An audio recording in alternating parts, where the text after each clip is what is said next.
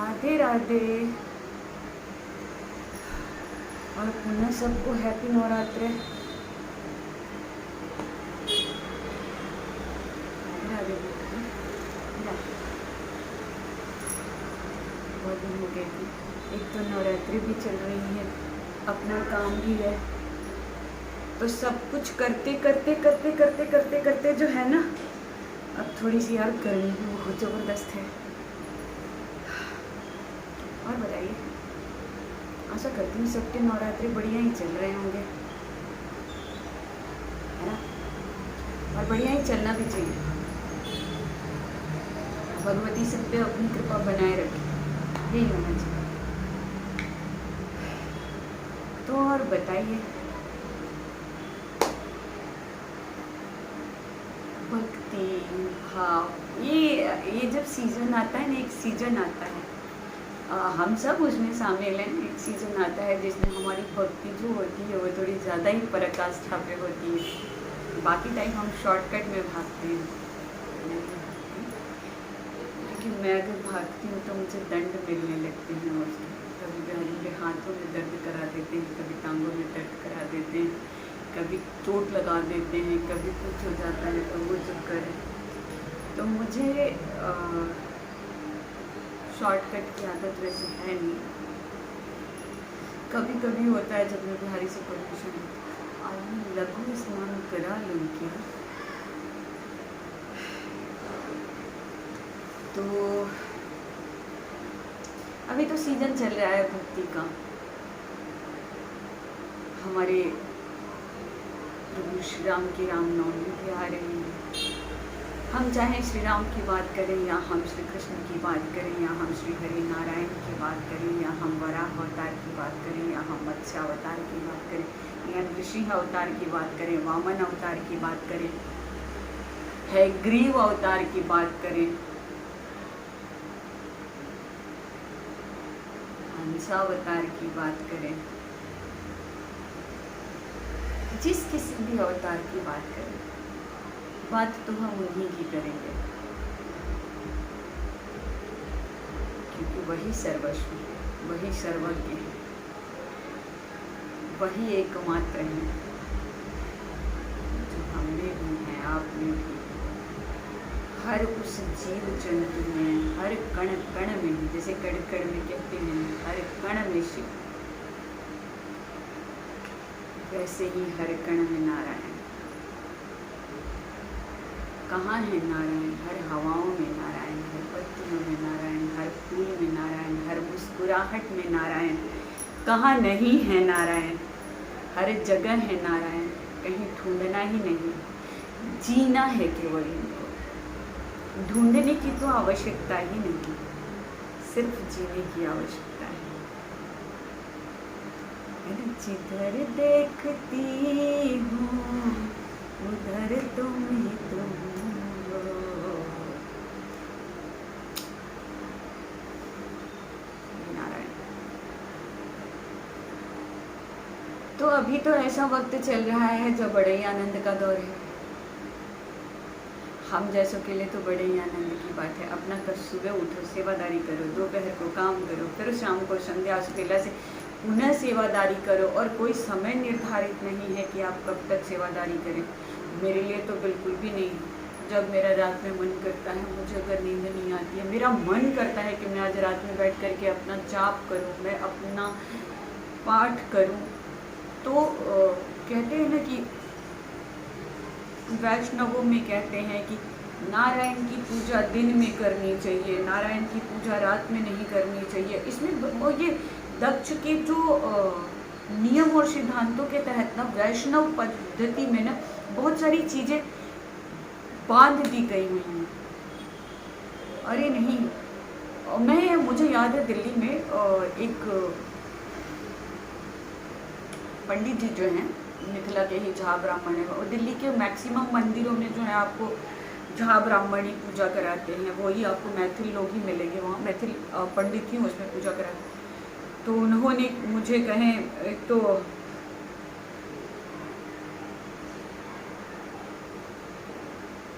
गजेंद्र मोक्ष,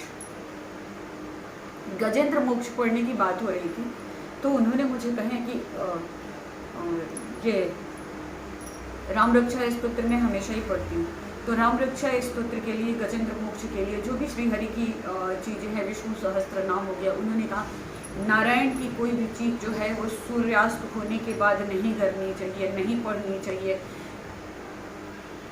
पर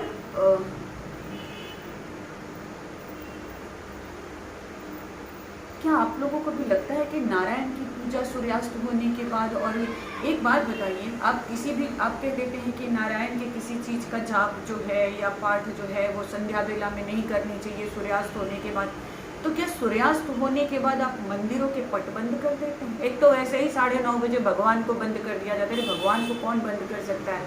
एक घड़ी देख करके एक समय निर्धारित है, कहीं 8 बजे मंदिर बंद, कहीं 9:30 बजे मंदिर बंद, कहीं 10 बजे मंदिर बंद। भगवान को कौन सुला सकता है? भगवान को ताले में कौन बंद कर सकता है? भगवान कभी ताले में बंद हो सकते हैं? किसी की औकात है कि कोई भगवान को ताले में बंद कर ले? भगवान एक बार चाबी घुमाए तो संसार घूम जाए, भगवान को कोई क्या बंद करेगा ताले में? तो उन्होंने मुझे यही कहे थे कि विष्णु शास्त्र नाम हो गया, गजेंद्र मोक्ष हो गया, राम रक्षा स्तोत्र हो गया, ये जो चीज़ें हैं ये सूर्यास्त के बाद नहीं पढ़नी चाहिए। पर जब से मैंने ईश्वर को जीना शुरू किया ना, तब से मैंने यही समझा, यही जाना, यही बताया गया, ईश्वर की सेवादारी करने के लिए, ईश्वर की भक्ति करने के लिए कोई समय का बाउंडेशन नहीं है, कोई बंधन नहीं है, कोई बाध्यता नहीं है। रात के 1 बजे मन करता है ना कि मुझे भगवान की सेवादारी करनी, आप बैठ जाइए उनके समक्ष, भजिए उनको, ईश्वर उसी वक्त में मिलते हैं। ब्रह्म मुहूर्त क्यों बनाया गया हुआ है? कोई तो वजह होगी ना ब्रह्म मुहूर्त की, वरना जैसे ऑफिस टाइम होता है वैसे ही 6 बजे से लेकर के रात के 9 बजे तक भगवान भी अपनी ड्यूटी करके अपने वैकुंठ लोक को चले जाएंगे, गोलोक को चले जाएंगे, ब्रह्मलोक को चले जाएंगे, कैलाश पे चले जाएंगे। क्यों रहेंगे ईश्वर? पर ईश्वर तो 24 घंटे 365 दिन अपनी ड्यूटी निभाते हैं, उनकी कोई छुट्टी नहीं होती है, उनकी कोई छुट्टी नहीं होती है। वो एक पल को अगर अपनी पल के झपकते ना तो युग खत्म हो जाए। एक बार अगर श्री हरि अपनी पल के झपकते हैं तो ब्रह्मा के साथ युग समाप्त हो जाते हैं। ये भी आप लोगों को कहीं, मुझे नहीं लगता है कि पता होगा। पर ऐसी कोई बाध्यता नहीं है नारायण की सेवा में या नारायण की सेवादारी करने में कि आपको 7 बजे ही सवेरे में ही पढ़ना है राम रक्षा स्तोत्र, या दिन भर में ही पढ़ना है विष्णु सहस्त्र नाम या गजेंद्र मोक्ष, आपको सूर्यास्त बेला के बाद आपको नहीं पढ़ना है, ऐसा कुछ भी नहीं है। ईश्वर की भक्ति करने के लिए कोई टाइम निर्धारित नहीं है। और मैं महसूस कर रही हूँ, मैं इतनी स्वच्छंदता से अपनी सेवादारी कर रही हूँ और कर पा रही हूँ। मेरा जब मन करता है तब मैं अपने प्यारे के पास बैठती हूँ, तब मैं अपनी राधा रानी के पास बैठती हूँ, तब मैं अपनी भगवती के साथ बैठती हूँ और मैं बहुत ढेर सारी बातें करती हूँ। क्योंकि जो आनंद उनसे बातें करके आप उनसे बातें करके तो देखिए, आपको लगता है कि मैं तो ईश्वर को नहीं सुन सकता, और ईश्वर आपके अंतर्मन में ही आपसे बातें करते हैं। आप उनको सुनने का तो प्रयास करिए, आप निरंतर ये अभ्यास तो करिए कि मैं ईश्वर से बातें करूं। हम दुनिया जहान भीड़ इकट्ठा करके हम 10 लोगों के साथ बैठ जाते हैं, घंटों बातें करते हैं, घंटों प्रपंच। हो सकता है कि बहुत बार वो ज़रूरी हो, और लेकिन बहुत कम बार ही ज़रूरी होता है। बाकी बार तो हम अपना वक्त जो है वहाँ टाइम पास करते हैं। अगर उसी वक्त का यूटिलाइज हम अपने ईश्वर से बातें करने में लगा दें, मेरे दिन भर की जितनी भी दिनचर्या मेरे साथ घटित हुई है या जो मैंने जिया है आज पूरे दिन, मैंने ये खाया, मैंने वो किया, मैंने उनसे बातें की, मैं वहाँ गई, मैंने ये किया, क्या होना है, कैसे होगा, ये बता। इन चीज़ों की समस्याओं का हल शायद मनुष्य ना दे पाए, लेकिन ईश्वर आपके अंतर मन में आकर के आपको दे सकते हैं, अगर आप इन चीज़ों को नित्य। भगवान भी चाहते हैं कि मुझसे बातें करो, करके तो देखिए। मैं अपने दिन भर की दिनचर्या अपने भगवान को बताती हूँ। अगर कोई कहे कि आपको कैसे पता कि भगवान सुनते हैं, अरे मैं उनको सुन पाऊँ या ना सुन पाऊँ, पर मैं ये तो डैम श्योर हूँ कि वो मुझे सुनते हैं। वो डिजिटल डायरी में कंटिन्यूएशन में मेरी उनसे बातें करना, मेरा उनको हर एक चीज़ बताना, वो सब कुछ उसमें इंगित होता चला जाता है, उसमें छपता चला जाता है। हमारी आपके यहाँ जो व्यवस्थाएं चलती हैं ना, जो हमारा राज्य प्रशासन और ये, उससे हज़ारों लाखों गुना ज़बरदस्त तरीके से वहाँ पर एक्टिविटी चलती है। आपने एक शब्द, आपके मुँह से एक ध्वनि जो निकली वो वहाँ रिकॉर्ड होती है। हर ध्वनि, इसलिए कहते हैं कि ध्वनि का बहुत महत्व है। बहुत लोग कहते हैं दुर्गा सप्तशती का पाठ जब आप करते हैं तो बहुत उच्च स्वर में नहीं करना चाहिए, बहुत लोग कहते हैं मध्यम स्वर में करना चाहिए। अरे नहीं, मध्यम स्वर में खुद को सुनाने के लिए मत करो।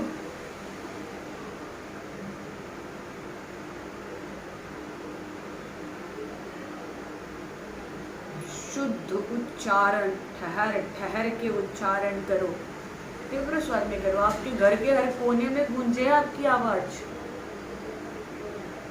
ध्वनि ही तो रिकॉर्ड होती है, ध्वनि ही तो पहुंचाती है आपको उन तक, ध्वनि ही से वो आपको सुनते हैं। आपके दिमाग में कब क्या, किस वक्त, किसके बारे में क्या विचार, क्या ख्याल चल रहा है, वो सब उनको पता होता है। हमारे आपके दंड जो निर्धारित होते हैं ना, वो इसी युग में निर्धारित होते हैं, इसी जन्म में निर्धारित होते हैं, किसी और में जाकर के नहीं होते हैं। मोस्टली मैक्सिमम जो हमारे कर्मों के, हमारे कृत्यों की जो चीज़ें हैं वो हम यहीं झेलते हैं, इसी मनुष्य तन में झेलते हैं, इसी जन्म में झेलते हैं। क्योंकि हमारे विचारों में भी अगर किसी के लिए कलुषित विचार आया है, वो व्यक्ति जो मुझे सुन नहीं पा रहा है, जो मुझसे काफ़ी दूर बैठा हुआ है, उसके लिए अगर मैंने कोई बुरे विचार, बुरे इन द सेंस कि आप उससे जलन का, उससे ईर्ष्या का, उससे द्वेष का कोई भी भाव, उससे दूर बैठ करके उसमें खामियां निकालने के भाव, उसमें कमियां दर्शाने के भाव, अगर उससे दूर रह करके आप अपने मनोविचारों में लेकर के आते हैं, तो आपको लगता है कि ये मेरे अंदर चल रहा है। जब मैं किसी से कह नहीं रहा हूँ, ईश्वर थोड़ी ना सुन रहा है, पर हम यही चुप कर जाते हैं। ईश्वर तो हमारे दिमाग में चल रहे हर तरंग में बसा हुआ है, हर तरंग को रीड कर रहा है, हर तरंग को वॉच करता है, वो सुन रहा है सब कुछ कि मेरे दिमाग में क्या चल रहा है। अगर ईश्वर एक बार को आपके सामने आ जाए ना, तो पूरे दिन भर में आपने किसके बारे में कब क्या क्या सोचा है, ईश्वर हर शब्द दर शब्द आपको बता देंगे।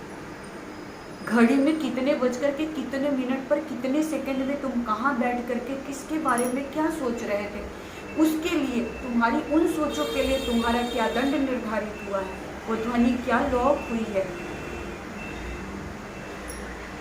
बहुत बड़ी चीज़ है। इसलिए जब आपको बोध होने लगता है ना, तो आप सतर्क होना शुरू हो जाते हैं।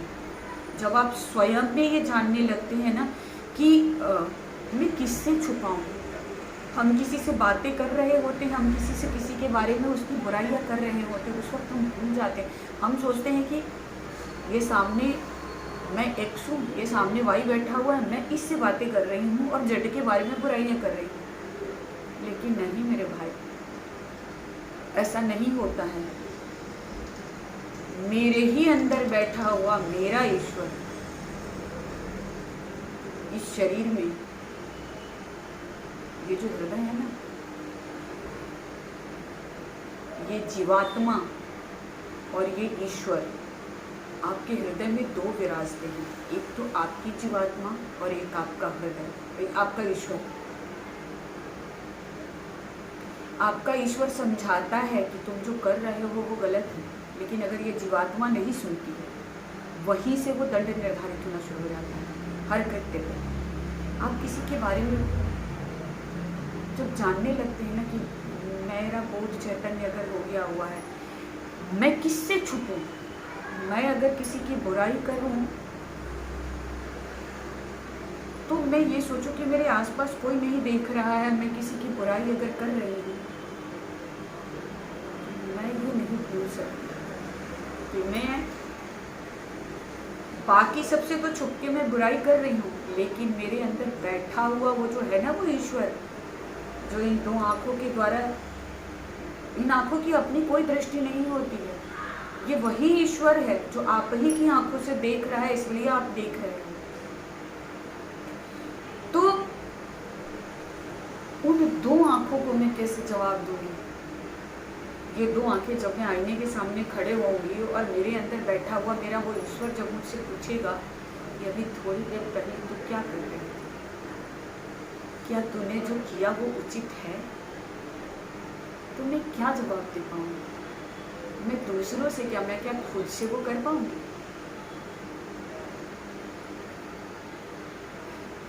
तो ये चुगली, निंदा, इन चीज़ों से मैंने ना खुद को बड़ा ही दूर रख रखा हुआ है। और जब से बोध चैतन्य हो गया, ईश्वर सदैव ऐसे ही कृपा बनाए रखी, मुझे इन चीज़ों में संलिप्तता ना दें, क्योंकि जब बोध चैतन्य हो जाता है ना तो आपको आपका लक्ष्य पता होता है। इस 84 के चक्कर में मुझे पड़ना नहीं है, इसलिए मुझे अब मुक्ति और मोक्ष के रास्ते की तरफ अग्रसर मैंने खुद को किया है और उसी के लिए मैं प्रयासरत हूँ। और मेरा हर प्रयास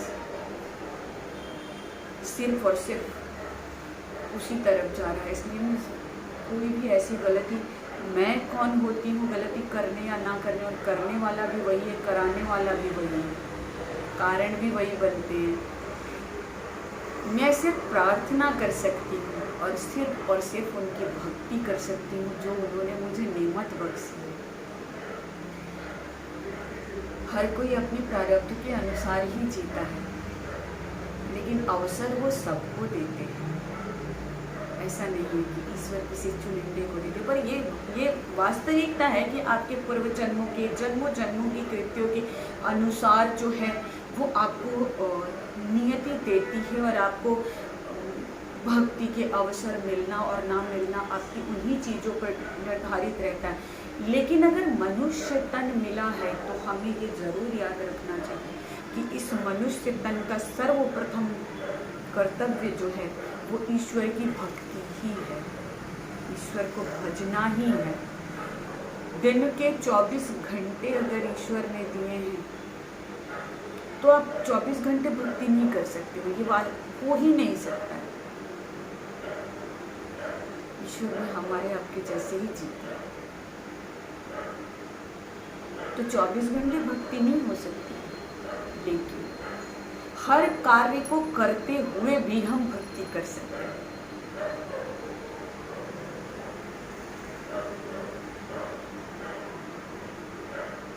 मैं खाना बनाते रहती हूँ, भगवान को भजते रहती हूँ, नाम जप चलता रहता है। मैं रिक्शे में, ऑटो में, ट्रेन में, जहाँ रहती हूँ मेरा नाम जप चलता रहता है। मैं कोई भी कार्य कर रही होती हूँ, मेरा नाम जप चलता रहता है। मैं कर सकती हूँ तो हर कोई कर सकता है, इसीलिए कहते हैं ईश्वर सब तजो हरि भजो।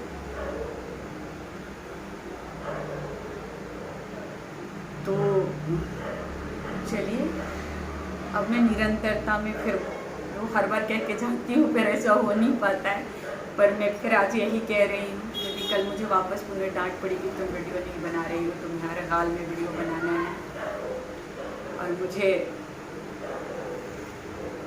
ऐ गिरी नंदिनी जो माँ भगवती का स्तोत्र है उसको याद करने के लिए उसको कहा गया हुआ है। तो